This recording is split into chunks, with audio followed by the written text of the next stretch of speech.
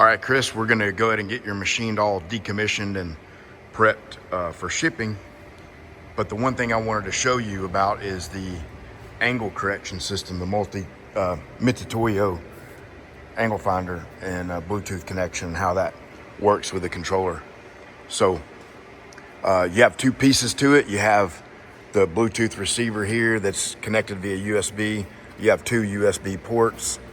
So you can use the other one for thumb drive, transferring parts, files, and so forth. And then you have the actual angle finder itself and the Bluetooth transmitter there. So it's super easy to use. So this guy here can adjust the angle, and you could just set this up any way you want. But I think it's easier to put it stationary instead of holding it by hand, and then put your part in and then just close it down until it's fitting. So let's see how it works. So I have this is some 16 gauge. I've got this programmed for a 90-degree angle and no correction. See, we got 0 correction there for it, and we specified a 2-inch flange length.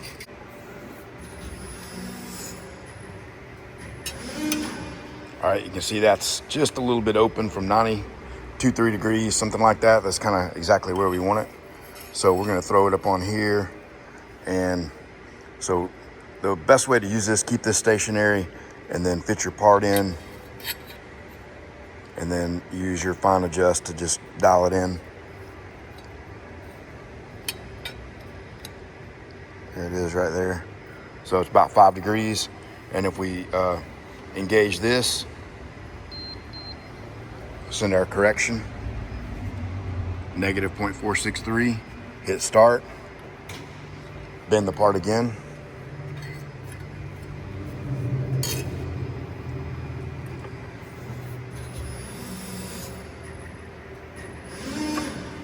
And we can recheck it.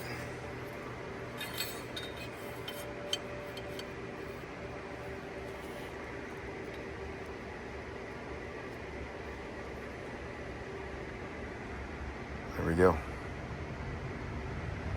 So there it is. Actually, I didn't have it quite adjusted in there. You're gonna have to get a feel for that. But you can lock this in wherever it is if you need to move that or whatever. But 90.3 with doing its internal correction. And you might ask, well, why isn't it dead on 90? Well, this tool doesn't know the spring back rate. So it's applying just a hard correction. But when you factor a little bit of spring back, you end up with about a 0.3 degree factor.